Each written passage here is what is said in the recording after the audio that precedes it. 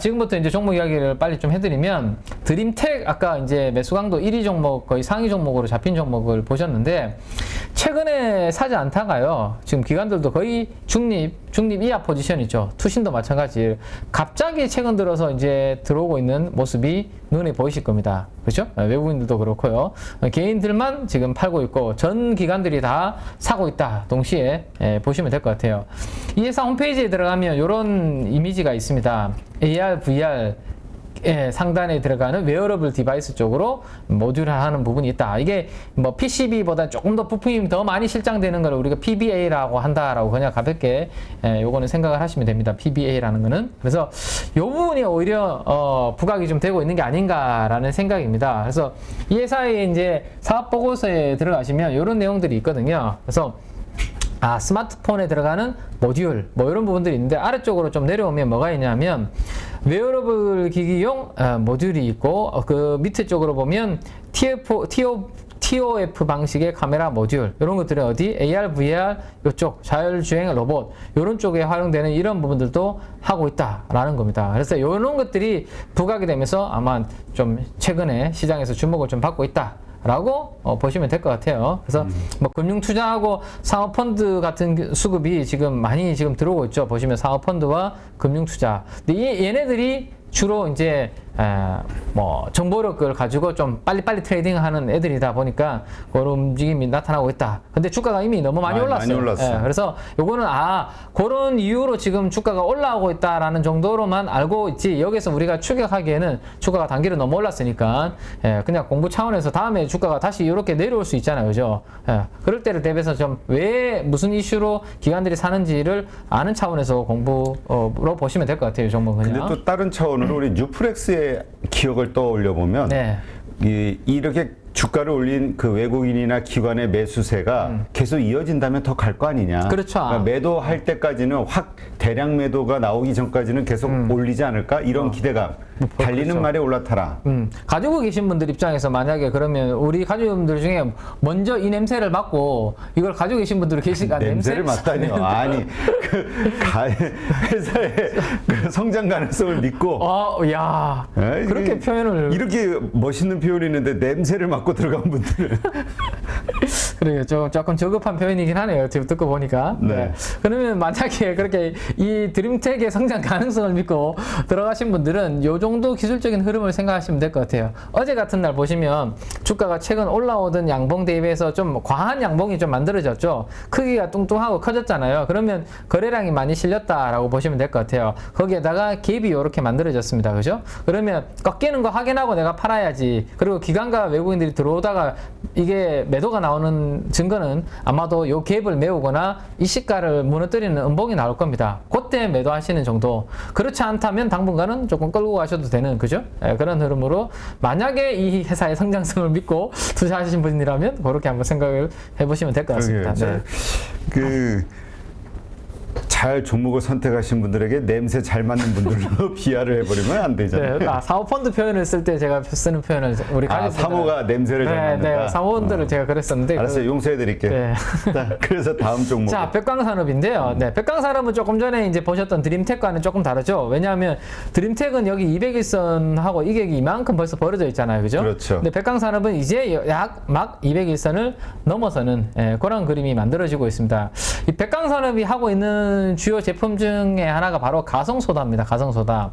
그러니까 매출액 대비해서 가성소다의 매출 비중이 가장 큰 기업이 백광산업이에요. 원래 가성소다를 하고 있는 그 큰 기업 중에는 하나솔루션이 있고 롯데정밀화학이라든지 이러한 기업들도 있습니다. 이게 우리 그 빨래할 때 들어가는 세제, 그 세탁 세제의 원료 뭐 이런 부분들로 많이 사용이 되고 있거든요. 그래서 이 매출액을 감안한 전체 매출액 대비해서 이 가성소다의 비중은 백광산업이 제일 높다 라고 보시면 됩니다. 왜냐하면 하나솔루션, 롯데정밀화학은 다른 사업부도 있으니까요. 그렇게 보시면 되고요.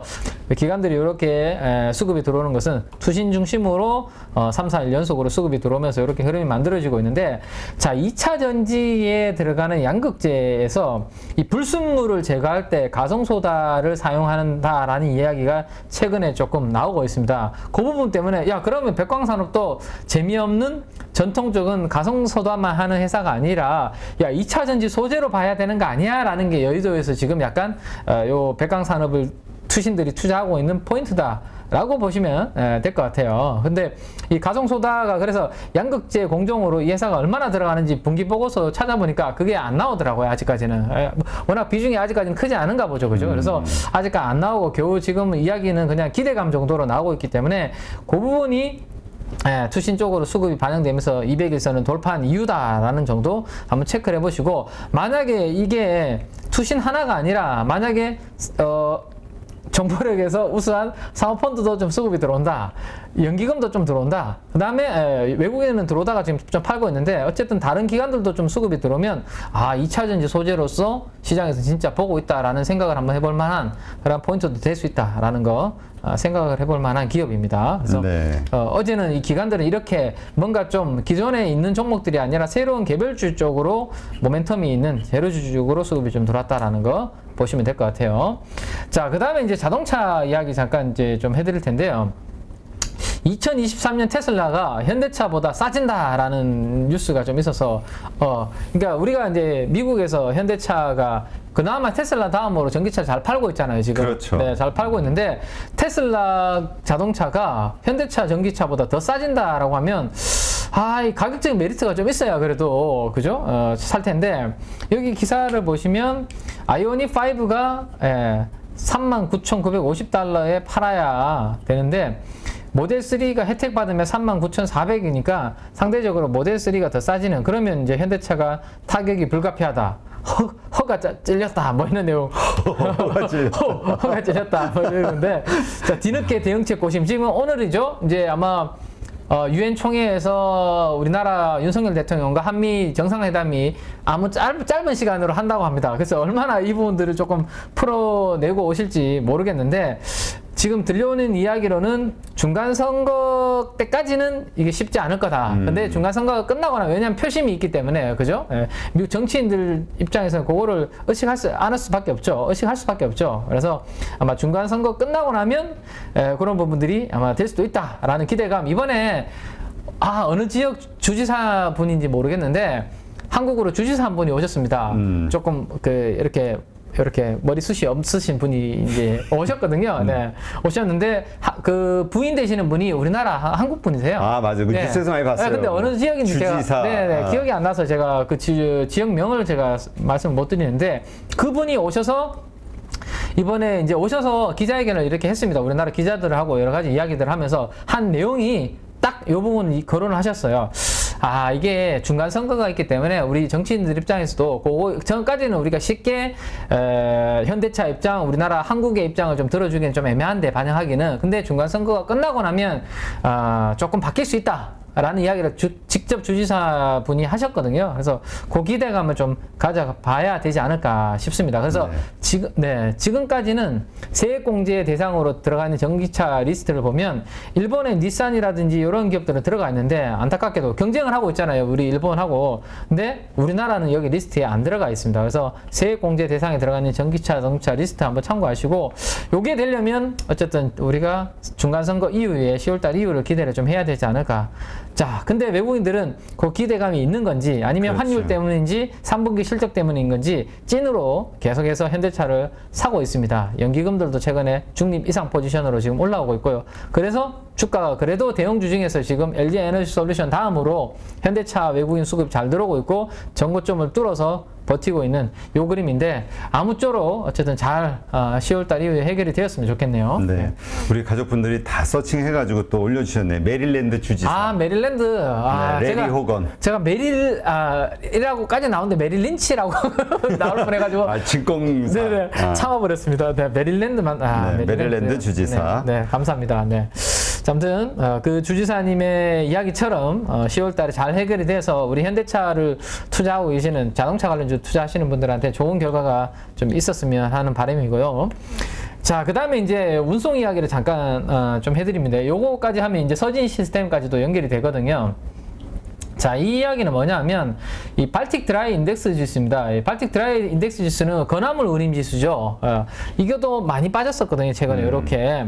이게 언제죠? 5월달, 6월달부터 해서 주가가 이렇게 지수죠. 건화물 운임 지수가 빠졌다가 9월달부터 지금 이 건화물 운임 지수가 이렇게 1000에서 1500까지 가파르게 올라오고 있는 이런 모습이 나타나고 있습니다. 결국 이 건화물 지수가 2000을 돌파해서 이렇게 올라오려면 중국이 꿈틀꿈틀 돼야 되거든요. 근데 지금 최근에 나오는 뉴스들 보셨는지 모르겠지만 중국의 부동산을 다시 살리기 위해서 헝다가 멈췄던 공사 현장을 이번 달, 다음 달까지는 무조건 다 재개시키겠다. 그런 이야기들을 지금 헝다그룹에서도 하고 있거든요.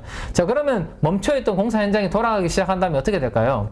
원자재에 대한 수급이 수요가 또 생겨야 되겠죠. 네, 그러면 이제 물동량이 서서히 건자재들이 늘어날 수 있습니다. 이게 중국이 움직여야지 결국에는 BDI가 튀어오를 수 있거든요. 그래서 앞으로 중국이 원래는 시진핑의 그 연임이 있기 때문에 리오프닝이 폭발적으로, 획기적으로 딱 열리진 않겠지만 그래도 내년도에는 올라올 가능성이 높다라는 측면에서 운송 쪽에서는 그래도 컨테이너보다는 이 벌크 쪽으로 좋게 보고 있다라는 거 말씀드렸고요. 자, 위에가 컨테이너고 밑에가 벌크입니다. 상대적으로 움직임이 좀 다르죠, 그죠? 네. 컨테이너는 끊임없이 지금 빠지고 있지만 벌크는 바닥 찍고 턴을 하는 모습을 그래도 조금씩 보여주고 있습니다. 그래서 컨테이너보단 벌크가 낫다라는 말씀 드리겠고요. 한국투자증권의 최고운 이 운송 담당 섹터 이 연구원이 있는데 이분도 저와 같은 생각을 하고 계시더라고요. 그래서 컨테이너와 다르게 봐야 된다. 내년도에 벌크는 수급도 타이트하다. 벌크 배가 타이트하다라는 이야기입니다. 그래서 그런 내용 한번 자료실에서 요거는 읽어보시면 될 것 같고요. 자, 그래서 제가 3개 종목을 한번 이 수익률을 한번 연초 이후에 비교를 한번 해봤습니다. 왜냐하면 지난번에 제가 탱커 관련된 주식, 해외 주식을 한번 우리 가족 여러분들한테 해드린 적이 있거든요. 그래서 결국에는 이 운임 관련된 기업들 3개를 비교를 해보니까 페노션이 연초 이후에 마이너스 2%. 근데 HMM은 마이너스 22%. 근데 탱커입니다. 탱커. 이건 원유라든지 이런 것들을 운반하는 거죠. 탱커는 플러스 72%예요. 다르죠. 똑같은 화물을 운반하는 건데 어떤 화물을 운반하느냐에 따라서 회사가 지금 다른 주가 움직임, 다른 수익성을 보여주고 있다는 거죠. 그래서 우리나라 투자들도 보니까 최근에 탱커에 관심을 많이 가지시고 계시더라고요. 그래서 탱커 이야기를 또 연결해서 잠깐만 해드리면 조선 쪽으로 수주가 이제 탱커 쪽으로 좀 나와야 되는데 수주가 요거는 주춤할 수 있다라는 내용입니다. 뭐냐 하면 중고 선박 시장에서 많은 비중을 차지하는 게 벌크랑 탱크선이 많이 차지하고 있는데 지금 새로운 선박을 사기에는 부담스럽고 결국에는 중고선 쪽에서 살려고 하는 선주들의 움직임이 나타나고 있다라는 이야기입니다. 왜냐하면 우리가 지금은 좀 주춤하고 폐기돼야 된다라는 이야기도 나오고 있지만 ESG 때문에 앞으로 결국에는 10년, 20년, 30년 뒤에 석유에 대한 수요는 줄어들 거다라는 생각을 많이 하고 있습니다. 그죠? 그러다 보면 선주 입장에서 그러면 석유 수요가 줄어들면 석유에 대한 물동량이 줄어들 텐데 과연 내가 10년, 20년 뒤에 계속 쓸 탱커를 발주를 낼 수 있냐? 못 낸다라는 거죠. 지금 당장. 그래서 결국에는 이 탱커 운임이 저렇게 올라가서 수익성이 나타날 때 중고선 쪽에서 결국에는 탱커를 구입하려고 하는 그런 움직임이 나타난다는 거죠. 그래서 우리나라 조선사들이 탱커 수주가 나올 기대감이 저는 좀 가지고 있었는데 이게 조금 시간이 좀 걸릴 수 있다라는 거 생각을 좀 하셔야 될 것 같아요. 그래서 선종별로 제가 그래서 정리를 한번 해드렸습니다. 컨테이너는 이제 나올 만큼 다 나왔기 때문에 여기에서 더 나올 거 없을 것 같고요. LNG는 이미 좀 많이 나오고 있어서 여전히 좋은 상황이고 벌크는 중국이 대부분 하고 있기 때문에 이거 의미 없습니다. 그러면 결국에는 LNG만 하면 안 된다라고 제가 말씀드렸죠. LNG는 이거 탱커를 만드는 데 있어서 1년, 2년 더 소요되기 때문에 이걸로 다 우리가 수주받으면 원활하게 손바뀜이 빨리빨리 안 됩니다. 회전율이 안 나오기 때문에 벌크 탱커도 좀 받아야 되는데 이게 발주가 좀 늦게 나올 것 같아요. 이런 이유들 때문에 방금 말씀드렸던 그래서 조선주들이 수주 모멘텀이 제가 지난번에도 계속 말씀드리고 있지만 약간 쉬어갈 것 같다라는 거 말씀드리고 조선업종에 대해서 투자자들의 수급 추이를 제가 한번 그려봤는데 어제 기준으로 이거는 조선업종 전체에 대한 기관 투자가들 외국인들의 강도입니다. 지금 보시면 사모도 팔고 있고 연기금도 팔고 있고 투신도 팔고 있고 기관 전체가 조선업종에 대해서 비중을 계속 지금 줄이고 있는 모습이죠. 개인들만 사고 있습니다. 그러면 주가도 조금 쉬어갈 가능성이 높다라는 거 한번 지금 생각해 일단 보시면 될 것 같아요. 우리 아까 하창봉 대표하고도 잠깐 그 얘기를 했는데 네. 조선 성과 이제 좀 꺾였다. 성과가 꺾였다. 이것이 이제 좀 안 좋은 시그널 아니냐 이런 이야기가 나와서 좀 걱정이 된다 했는데 결국 기관은 팔고 있는 거군요. 그 뉴스로. 네네, 그렇죠. 제가 좀 전에도 이야기 드렸지만, 조금 전이 아니죠. 현대미포조선 제가 11만원 정도 부근에서 이야기 해드렸던 게, 선주들이 철강 가격이 자꾸 내려가니까 이 높은 신조선가에서는 더 이상 발주를 안 내려고 팽팽하게 지금 기싸움을 하고 있다라는 이야기 드렸었습니다. 그죠? 그때 그런 분위기가 지금 좀 더 이어질 것 같다라는 거 말씀드리고, 그 다음에 이제 우리 아까 이제 물류비 이야기 나왔으니까 여기서 바로 그냥 서진 시스템 이야기를 좀 해드려야 될 것 같아요.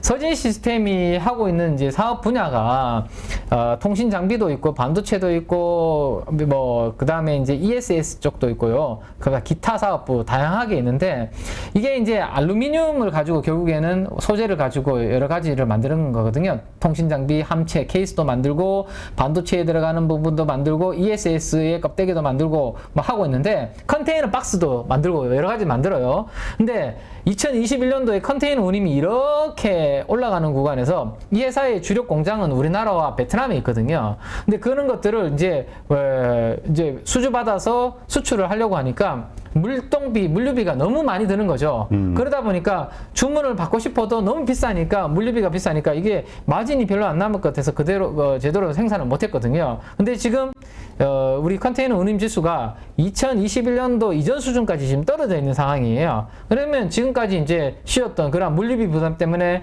원활하게 하지 못했던 그런 부분들이 이제는 본격적으로 돌아갈 수 있다라는 게 하나가 포인트고, 이 알루미늄이라는 소재를 생각해 보시면 이게 차량 경량화에 전기차에 많이 들어가고, 우리가 로봇 이야기 많이 했는데 로봇 쪽에도 앞으로 많이 이게 투입이 될 겁니다. 그러면 이 OEM 측면에서 알루미늄 인것부터 수직 계열화를 쫙 되어 있는 회사가 글로벌리 캐파가 제일 많은 회사 중에 하나가 바로 서진 시스템이고, 거기에 베트남에 공장을 증축을 해놨거든요. 그러면 이 알루미늄 관련해서 로봇 쪽에서도 OEM 역할을 아마 서진 시스템이 할 수 있는 그런 부분들도 될 수 있을 것 같아요. 그래서 지금 구간에서는 서진 시스템이 통신 장비보다는 약간 다른 분야긴 한데, 어쨌든 통신 장비가 있으면 사실 다른 주가처럼 재미가 없겠죠. 근데 워낙 포트폴리오가 잘 되어 있기 때문에 그런 부분 측면에서 좀 안정적이다라고 보시면 될 것 같습니다. 네.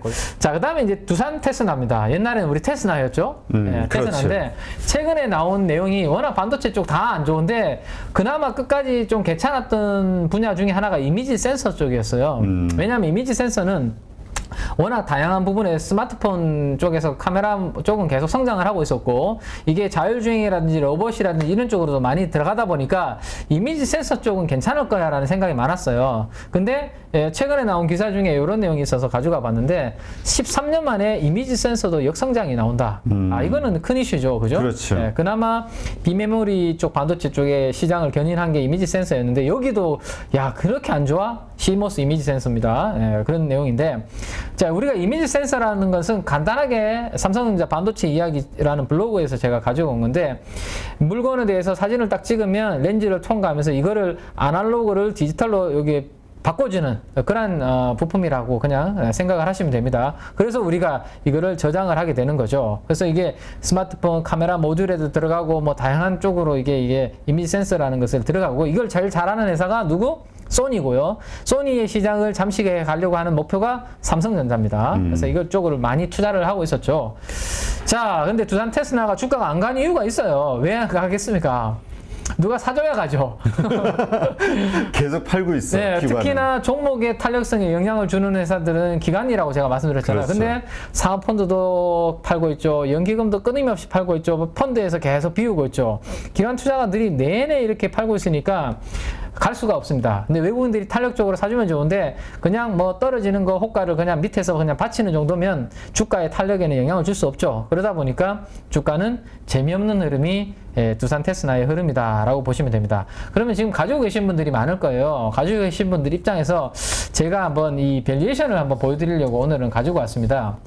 어쨌든 반도체는 커머디티입니다. 커머디티. 그래서 사이클이라는 게 있어요. 그래서 수요 공급에 따라서 좋을 때 좋았다가 안 좋았다가 좋았다가 이렇게 사이클이 있는데, 지금은 불황이죠. 좀 안 좋은 상황입니다. 수요가 지금 전체적으로 IT 기기 쪽에서 수요가 안 좋은 상황이다 보니까 이 상황에서 PE, 퍼와 PBR을 제가 5년 동안의 PBR, PER 한번 그려보니까 노란색이 퍼입니다. 과거에 최근 4, 5년 동안 퍼가 약했던 구간이 낮았던 구간이 퍼가 10배 아래에서 구간에서 바닥이 많았습니다.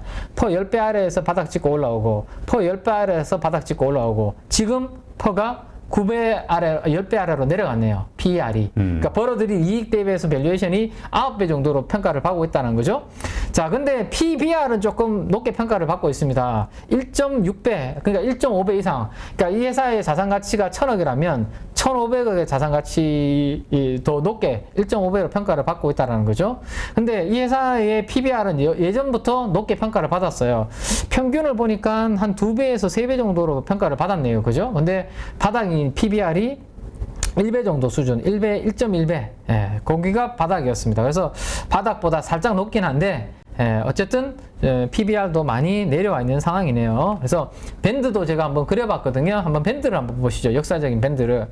자, 이게 이제 여기가 8배라고 보시면 돼요. 퍼의 8배. 과거에 바닥인 경우가 거의 주가가 많이 빠졌을 때가 8배, 9배가 바닥인 경우가 많았으니 지금이 요 정도까지 지금 붙어지고 있습니다. 9배, 8배로 붙어오고 있으니 가지고 계신 분들 입장에서는 사이클을 생각한다면 요 호황기에서 여기서 팔고 여기서 사고 여기서 팔고 여기서 사고 요게 이제 사이클 투자인데 지금은 여기에서는 저는 팔 자리는 아닌 것 같다. 시기가 조금 문제이긴 한데요.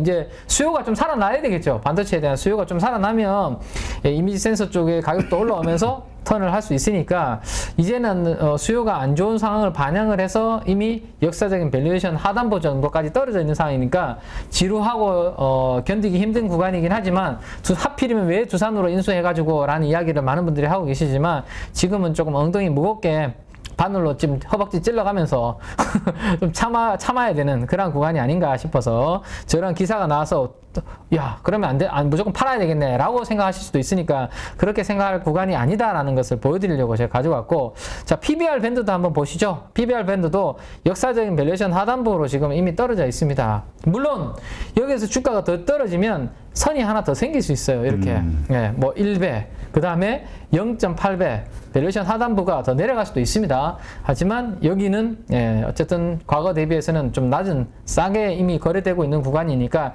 요걸 감안해서 조금 회복할 때를 좀 기다리셨다가 그때 좀 물량을 줄이시는 게 어떨까. 그래서 저 기사 보고 무조건 파는 거는 조금 고민이 필요한 자리지 않은가라는 거 좀 말씀드리고 싶네요. 네. 누구나 1시간 안에 200개 종목에서 좋은 종목을 고를 수 있는 그런 능력을 배양할 수 있도록 제가 도와드리려고 그렇게 하고 있습니다.